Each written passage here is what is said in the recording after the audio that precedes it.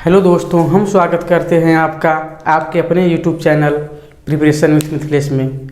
और आज हम फिर से जा रहे हैं कंटिन्यू करने परसेंटेज को।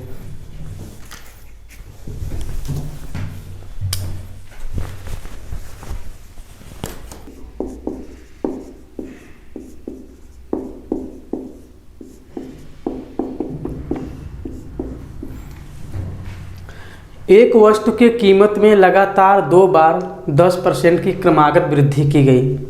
पुनः वस्तु को आरंभिक कीमत पर लाने के लिए बढ़ी हुई कीमत में कितने प्रतिशत की कमी करनी होगी। दोस्तों 10% बोले तो 10% का फ्रैक्शन मान 1/10, यानी किसी वस्तु का कीमत 10 था तो 10 से क्या हो गया 11, ये एक बार बढ़ा। कह रहा 2 बार बढ़ाया गया है तो फिर से 10 का क्या हो जाएगा 11, और 10 दाम में कितना होता है 100, 11 11 121, यानी वस्तु का प्रारंभिक मूल्य 100 था, अब बढ़ा हुआ मूल्य कितना हो गया 121 है। कह रहा है उस बढ़े हुए मूल्य में कितने की कमी कर दिया जाए, कितने प्रतिशत की कमी कर दिया जाए ताकि वह आरंभिक कीमत पर ला सके। यानी इस बढ़े हुए कीमत में कितने प्रतिशत की कमी कर दिया जाए ताकि मूल्य पुनः 100 रुपया हो जाए। दोस्तों 121 में से 121 को 100 बनाना है, कितना कम करेंगे 21 हम कम किस में कर रहे हैं 121 में क्या करना है परसेंटेज निकालना है। क्या करेंगे 100 से भाग देंगे। अब दोस्तों ये 2100 है, अब इसमें 121 से भाग दीजिए। 121 एकम 121 कितनी बार गया, एक बार गया, 2 बार तो नहीं जाएगा, 242 हो जाएगा। 10 में से 1 घटेगा 9, 10 में से 1 घटा 9, फिर 9 में से 2 घटा 7, यहाँ 1 से कुछ नहीं, फिर 0 उतार दिया। कितनी बार जाएगा 7 बार तो लगभग में जाएगा, 7 बार तो लगभग में जाएगा नहीं। 7 एकम 7, 7 दूनी 14, 7 एकम 7 एक 8 बार हो जाएगा। 6 बार ले आते हैं, 6 एकम 6, 6 दूनी 12, 6 एकम 6 एक 7, 726। 10 में से 6 घटा 4, 10 में से 6 घटा 4, फिर 8 में से 2 घटा 6, हमारा 6 आ गया, दशमलव लगाएंगे 0 करेंगे। कितनी बार जाएगा 6 बार तो जाएगा नहीं, लगभग 5 बार जाएगा। 5 एकम 5, 5 दूनी 10, 5 एकम 5 एक 6, 5 बार जाएगा। 5 एकम 5, 5 दूनी 10, 5 एकम 5 एक 6, कितना आ गया 35। तो लगभग में दोस्तों 16.5% का क्या करना होगा, इसमें कमी करना होगा। आंसर हमारा कितना आया है 16 समथिंग आया है। तो 16.5% के लगभग में हमारे क्या करना पड़ेगा 121 में मूल्य को कम करना पड़ेगा। दोस्तों आप लोगों को समझ में आया होगा। अब लेते हैं नेक्स्ट क्वेश्चन। देखते हैं दोस्तों इस क्वेश्चन को। नीलम अपनी आय का 20% मकान किराए पर तथा शेष का 70% घरेलू मदों पर खर्च करती है। यदि वह 3600 रुपये की बचत करती है तो उसकी कुल आय कितनी है। दोस्तों पहले देख लेते हैं 20% का मान क्या होगा। 20% का मान 1/5 होगा, और 70% का मान क्या होगा 7/10 होगा। 100 से भाग देंगे, नीचे 20 में 100 से भाग देंगे तो 20 से कम 20, 20 25 100, और ऊपर इसमें 100 से भाग देंगे 70/100, 10 तो 70, 10 दहा में 100। अब देखते हैं, हमें ये नहीं पता उसकी आय कितनी है, उसकी आय पूछ रहा है तो हम मान लेते हैं उसकी आय x है। इस x में कह रही है 20% मकान के किराए पर, यदि उसकी कमाई हम मान लें 5 रुपया हो तो इस 5 रुपया का 20% यानी 1 रुपया कहाँ खर्च कर दी मकान किराए पर। सपोज दैट हम मान लें यदि उसका आय 5 रुपया हो तो इस 5 का 20% यानी 1 रुपया कहाँ खर्च कर दी मकान के किराए पर। तो बचा कितना, क्योंकि आगे कह रही है वह शेष का 70% घरेलू मदों पर खर्च करती है। अब हमें कितना खर्च की उससे मतलब नहीं है। अब जो घरेलू मदों पर खर्च कर रही है वो अपनी शेष आय का किराया पर कितना दिया, मकान किराया पर जो दिया उसको घटा कर जो बचा उसका 70% घरेलू मदों पर खर्च कर रही है। यदि उसकी आय x हो तो कह रहा है 20% मकान किराए पर खर्च कर दी, 20% का मान 1/5। यदि उसकी आय 5 रुपया हो तो 5 का 20% यानी 1 रुपया क्या कर दी खर्च कर दी। तो बचा कितना 4 रुपया। ये 4 रुपया किसमें से बचा है 5 रुपया में से। 5 रुपया में से 1 रुपया खर्च कर दी तो बचा कितना 4 रुपया। 4 रुपया बचा 5 रुपया में से। अब आगे क्या कह रही है तथा शेष का 70% घरेलू मदों पर खर्च कर दी। अब हम मान लेते हैं उसके पास शेष रुपया 10 बचा हो, हम मान लेते हैं उसके पास शेष रुपया 10 बचा हो, तो इस 10 का 70% यानी 7 रुपया कहाँ खर्च कर दी? घरेलू मदों पर। इस 10 का 70% यानी 7 रुपया कहाँ खर्च कर दी? घरेलू मदों पर। यदि 10 में से 7 रुपया खर्च कर दी तो बचा कितना? 3 रुपया। ये 3 रुपया बचा किस में से है? 10 में से। करा इतना कुछ करने के बाद अब उसके पास कितना रुपया बचा है? 3600। यदि उसकी आय x हो तो 20% मकान किराए पर 20% बोले तो 1/5। यदि उसकी आय 5 रुपया हो तो 5 रुपया में से 1 रुपया मकान के किराए पर खर्च कर दी तो बचा कितना? 4 रुपया। 4 रुपया बचा 5 में से। फिर कह रहा है 70% घरेलू मदों पर खर्च कर दी। 70% बोले तो 7/10।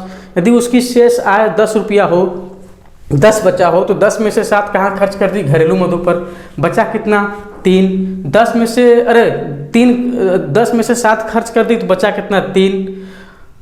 3 बचा किस में से है? 10 में से। अब दोस्तों इसको सॉल्व करते हैं। 4 ताई 12, अब 12 ताई कितना होगा? 36, 300। 4 ताई 12 होता है, अब 12 ताई 36, 3 बार में कटा 36, 300। अब x को 300, अब इस 5 और 10 को उधर करते हैं। 5 और 10 को गुणा करेंगे तो कितना हो जाएगा? 10 पचे 50, 50।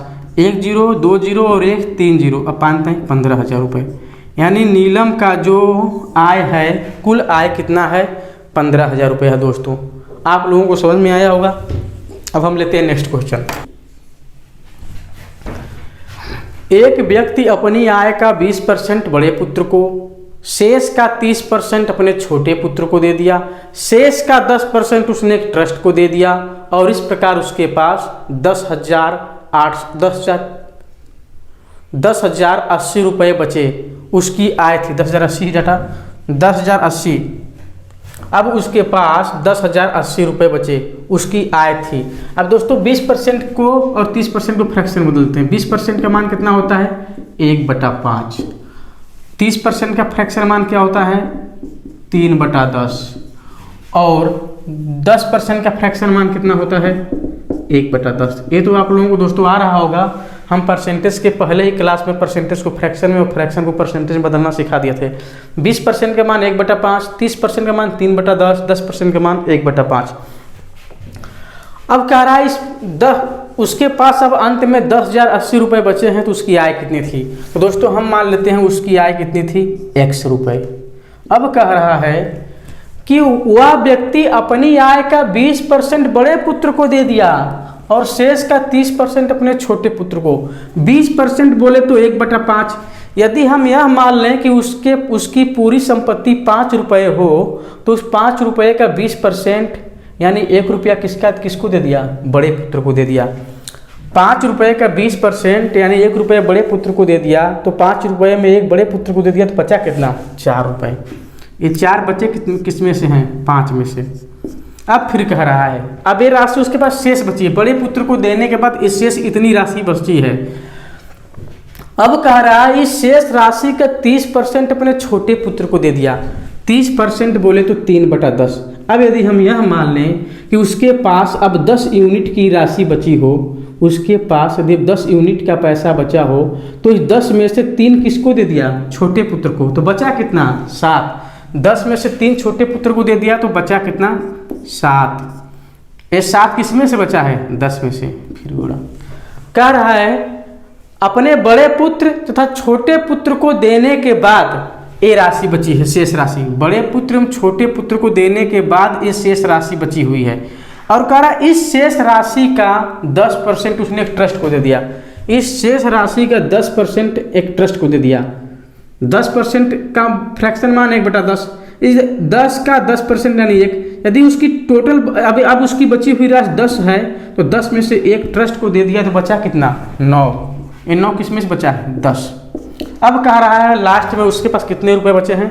10,080 रुपये। दोस्तों समझ में आया होगा। उसके पास 20% अपने बड़े पुत्र को, 20% का मान होता है 1/5। 5 में से 1 बड़े पुत्र को तो बचा कितना? 4/5। शेष का 30% 3/10। 10 में से 3 छोटे पुत्र को दे दिया तो बचा कितना? 7/10। अब उसके पास जो बचा है उसका 10% एक ट्रस्ट को दे दिया, 10% का मान 1/10, 10 में से एक ट्रस्ट को दे दिया तो बचा कितना 9, और अंत में उसके पास कितना बचा 10,080 रुपये। अब दोस्तों इसको हम लोग सॉल्व करते हैं, पहले 9 से काटते हैं। 9 एकम 9, 10 बचा, 9 एकम 9, 1 बचा, फिर 8 उतार दिया, 18, 9 दूनी 18, 9 शून्य 0। अब 7 से काटते हैं, 7 से कितनी बार कटेगा 112, 16 बार पे, 16 छक्का 96, 16 7 112, ये 16 बार में कटा 112 और ये 0। अब ये कितना बचा 4, 4 से काट दिए इसको कितनी बार में 40 बार में। तो दोस्तों अब x को मान निकालते हैं हम, उधर 40 है, ये नीचे सब बटे में है तो उधर जाएंगे तो मल्टीप्लाई हो जाएगा, 40 गुणा 5 गुणा 10 गुणा 10, 1 0 2 0 3 0, 1 0 2 0 3 0, 5 चौके 20। उस व्यक्ति की आय कितनी थी दोस्तों 20,000 रुपये। दोस्तों आप लोगों को ये क्वेश्चन समझ में आया होगा, आप लोग इसको नोट कर लीजिए। अब लेते हैं नेक्स्ट क्वेश्चन।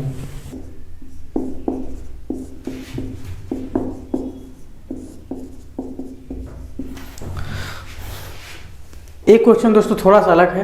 राधा अपने वेतन का 40% भोजन पर, 20% मकान किराए पर, 10% मनोरंजन पर तथा 10% परिवहन पर व्यय करती है।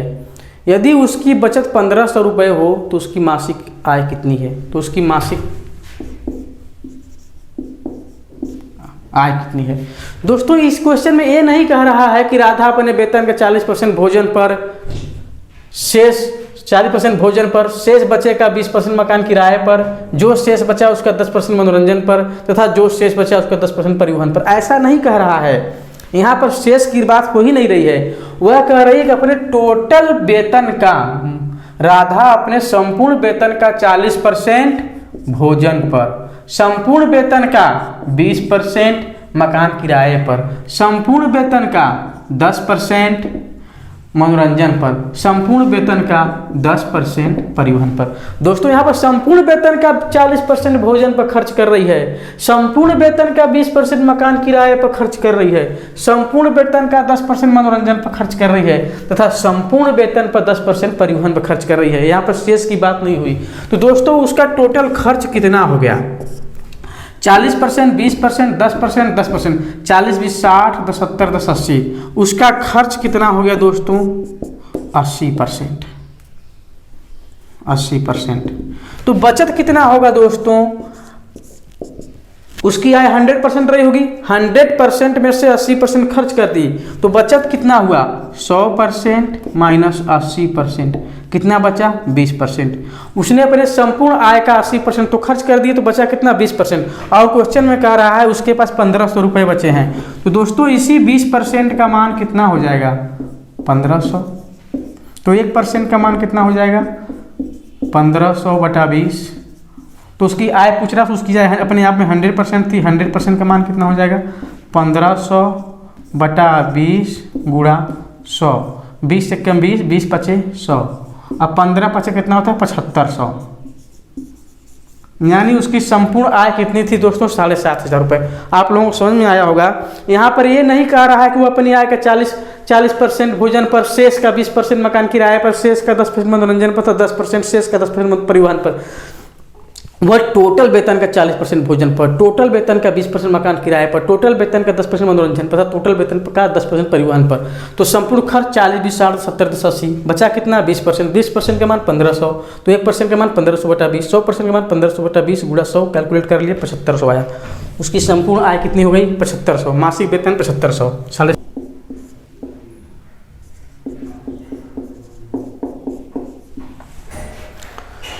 दोस्तों इस क्वेश्चन में कह रहा है किसी पुस्तकालय में 20% किताबें हिंदी, बची हुई किताबों का 50% अंग्रेजी तथा बची हुई किताबों का 30% फ्रेंच हैं तथा शेष 6300 किताब धार्मिक है।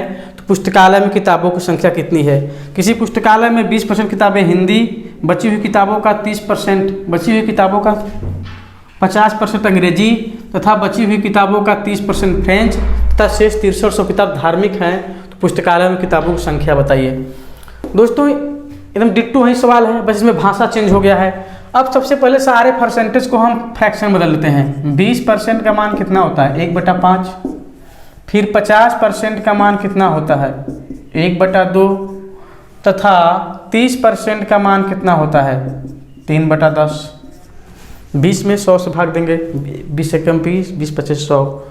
50 में 100 से भाग देंगे 50 से कम 50, 50 दूनी 100। 30 में 100 से भाग देंगे 10 10 30, 10 10 में 100। अब कारक पुस्तकालय में किताबों की संख्या, पुस्तकालय में किताबों की संख्या हम मान लेते हैं x। अब कह रहा है इस x का 20% किताबें हिंदी हैं।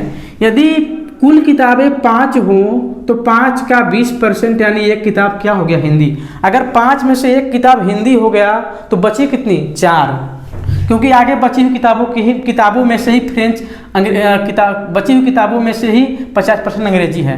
5 किताब उसके पास है, 5 का 20% यानी एक क्या हो गया हिंदी, तो बची कितनी 4। ये 4 किस में से बची हैं 5 में से।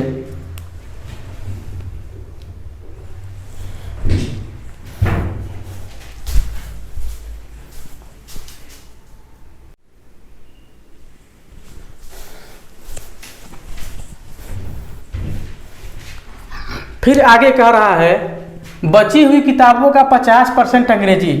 50% का मतलब होता है 1/2।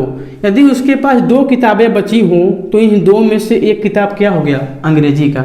2 में से एक अंग्रेजी हो गया तो बचा कितना एक किस में से बचा है 2 में से।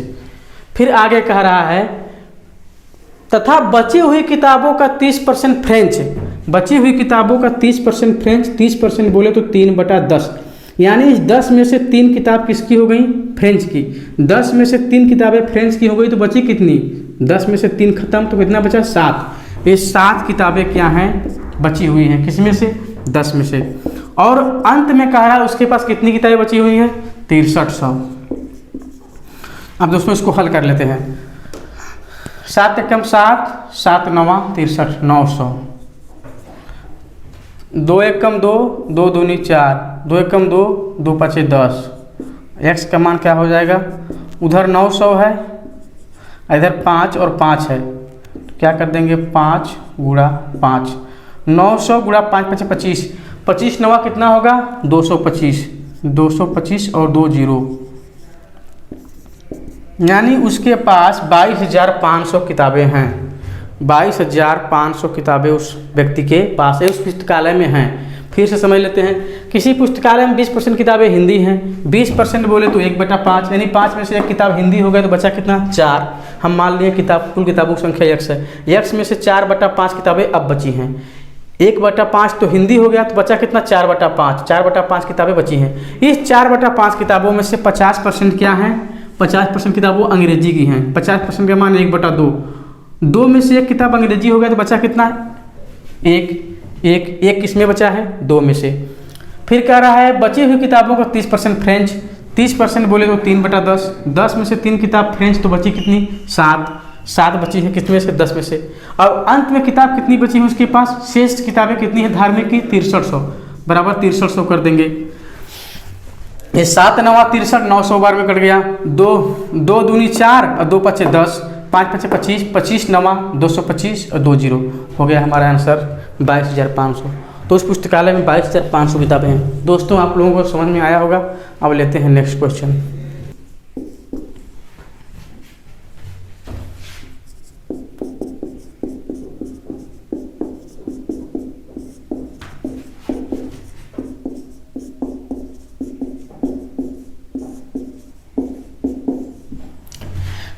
एक व्यक्ति के पास कुछ धनराशि है, उसने उस राशि का 20% एक वस्तु खरीदने में खर्च कर दिया और शेष का 5% परिवहन पर खर्च कर दिया।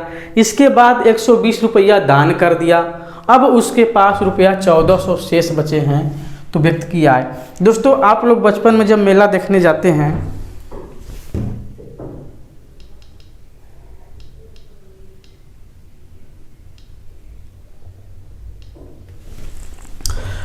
बचपन में आप लोग जब मेला देखने जाते हैं तो आपको यदि 10 रुपया मिला तो 10 रुपया में से आप लोगों ने 1 रुपया की जलेबी खा गया, बचा कितना 9 रुपया। जो खर्च करते जाते हैं आप उसको घटाते जाते हैं, घटाते जाएंगे तभी तो ये पता चलेगा अंत में बचा कितना। 9 रुपये में से 1 रुपये का आप लोगों ने चाट खा गया, बचा कितना 8 रुपया। 1 रुपया चाट खाया उसको भी घटा दिया। 1 रुपये का खा गया आप लोगों ने छोला, बचा कितना? 1 रुपया फिर कम कर दिए, बचा 7। 1 रुपया का आप लोगों ने खिलौना खरीद लिया, तो 7 में से 1 कम हो गया, तो बचा कितना? 6। और उसमें से 2 रुपया अपने दोस्तों को दे दिया, तो बचा कितना? 4। यानी हम लोग, हमारे पास जो पैसा है, जो खर्च करते जाते हैं, उसको हम लोग अपने पैसे में से घटाते जाते हैं, और अंत में जो शेष बचता है उसको खर्च करने के बाद जो हमारे पास बचता है वही हमारे पास बची हुई राशि होती है। एक व्यक्ति के पास कुछ धनराशि है, उसने उस राशि का 20% एक वस्तु खरीदने में, 20% बोले तो 1/5। फिर कह रहा है और शेष का 5% परिवहन पर। 5% का मतलब होता है 5% को भिन्न में बदलेंगे, फ्रैक्शन बदलेंगे, तो 20 से भाग 100 से भाग देंगे, 5/100, 5 एकम 5, अब 5 20 हम 100। और कह रहा है शेष का 5% परिवहन पर। इतना कुछ करने के बाद अब उसने 120 रुपया जो बचा उसने क्या कर दिया? दान कर दिया अपने दोस्तों में। लो भाई 120 रुपया मेरी तरफ से तुम लोगों को दान है, तुम लोग खाओ पियो मौज करो। 120 रुपया क्या कर दिया? दान कर दिया। इतना कुछ करने के बाद अब उसके पास 1400 बचा है। तो कह रहा है उस व्यक्ति की आय कितनी थी? दोस्तों हम मान लेते हैं उस व्यक्ति की आय कितनी थी? यक्स। अब कह रहा है उसने उस राशि का 20% एक वस्तु खरीदने में, 20% का मान 1/5।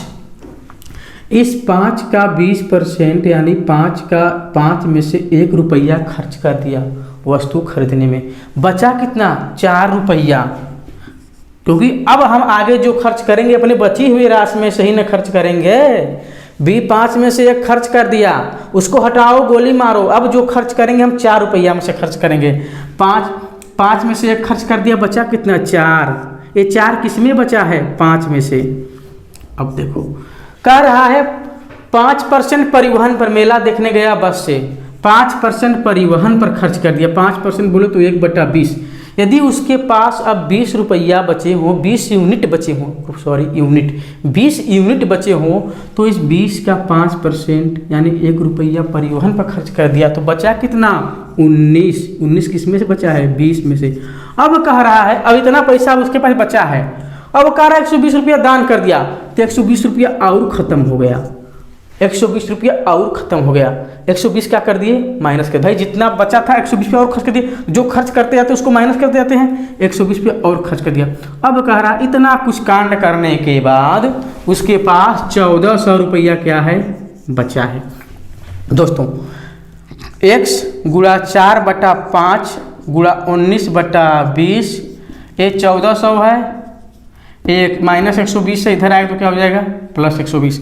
4 एकम 4, 4 5 20, x गुणा 19 और 5 5 25, और ये हो जाएगा इधर 14 1 1520, 1520। दोस्तों 19 का टेबल पढ़िए। 19 वाटे 152 होता है। 19 वाटे 152 और 19 शून्य 0, और x बराबर क्या हो जाएगा?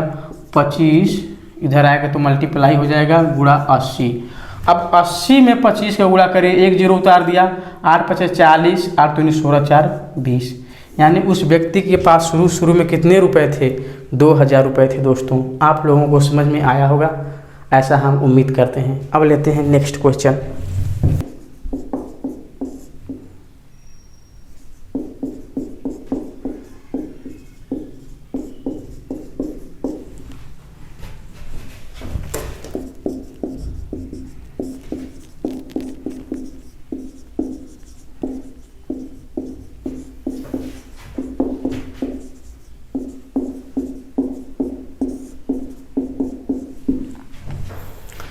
दोस्तों देखते हैं अगला क्वेश्चन। एक निर्माता कोई सामान थोक विक्रेता को 25% लाभ पर तथा थोक विक्रेता फुटकर विक्रेता को 20% लाभ पर तथा फुटकर विक्रेता ग्राहक को 28% लाभ पर बेचता है। निर्माता के सामान का मूल्य ज्ञात कीजिए यदि ग्राहक उस सामान को 9600 रुपये में खरीदता है। दोस्तों सबसे पहले हम क्या करेंगे? सारे परसेंटेज को फ्रैक्शन बदल देंगे। 25% का मान क्या होता है दोस्तों? 1/4, और 20% का मान क्या होता है दोस्तों? 1/5, और 28% का मान क्या होता है दोस्तों? 28 में जब हम 100 से भाग देंगे, 28 में 100 से भाग देंगे तो कितनी बार? 4 7 28, 4 25 हम 100, यानी इसका फ्रैक्शन मान 7/25। अब कह रहा है उस निर्माता के सामान का मूल्य ज्ञात कीजिए। तो दोस्तों हम लोग मान लेते हैं उस निर्माता के सामान का मूल्य x था। अब कह रहा है वो निर्माता कोई सामान थोक विक्रेता को 25% लाभ पर बेचता है, यानी 4 रुपया के सामान पर 25% का लाभ लिया। अब यहाँ बचा वाला कॉन्सेप्ट मत लगा देना कि 4 में से घटा देना 3/4 कर देना, ऐसा गलती मत करना। यहाँ पर बचा वाला कॉन्सेप्ट नहीं है। यहाँ पर क्या है, कह रहा है 25% लाभ लिया, यानी 4 रुपया का सामान था तो 4 रुपया के सामान को 5 रुपया में बेच दिया। दोस्तों 25% के लाभ पर बेचा है, 25% का मान होता है 1/4। इसका मतलब 4 रुपया के सामान पर 25% का लाभ लेकर बेचा, यानी 4 रुपया के सामान को 5 रुपया में बेचा। 4 रुपया के सामान को 5 रुपया में बेचा। अब क्या कह रहा है, कह रहा है थोक विक्रेता फुटकर विक्रेता को 20% लाभ पर बेचता है। थोक विक्रेता फुटकर विक्रेता को 20% लाभ पर बेचता है। 20% बोले तो 1/5, इसका मतलब 5 रुपया के सामान पर 20% का लाभ लिया। 5% 5 का 20%, 5 का 20% कितना हो गया 1। तो 5 रुपया के सामान पर 1 रुपया का लाभ लिया तो कितना में बेचा 6 रुपया में। 6/5, 5 रुपया के सामान को 6 रुपया में बेच दिया। अब कह रहा है फुटकर विक्रेता ग्राहक को 28% लाभ पर बेचता है। 28% बोले तो 7/25, यानी 25 के सामान 25 रुपया के सामान पर 28% का लाभ लिया। 25 का 28% कितना हो जाएगा 7, यानी 25 रुपया के सामान को 7 रुपया लाभ लेकर बेचा तो कितने में बेचा।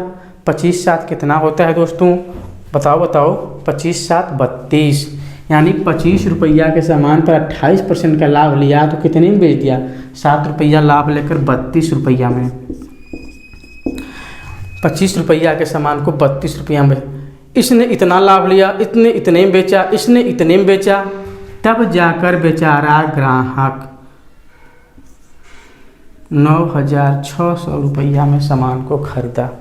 इसने 25% का लाभ लिया, इसने 20% का लाभ लिया, इसने 28% का लाभ लिया।